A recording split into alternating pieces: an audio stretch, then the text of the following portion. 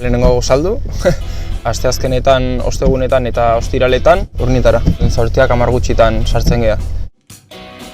Ni lanian nahi nintzen eta lanik gabe gatu nintzen, salida gehiago eukitzeko, goi maila tikia erabaki nuen. Mekanika beti gustatu zait eta, bueno, erdi maila bukatu nuenean elektromekanikakua. Robotika hasi nun, asko gustatu zitzaidan eta astelen eta astearteetan lanera, tizenera, andoainera. Salesiano ikastetxea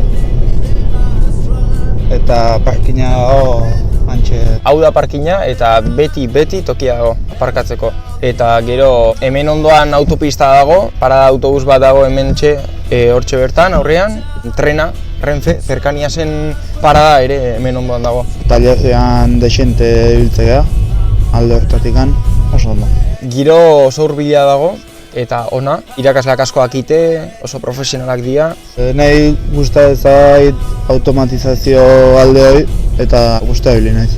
Material aldetik ere oso, nik uste, ondo preparatuta dagoela. Ondo, gustora ibili naiz. Nahiko errez, esango genuke.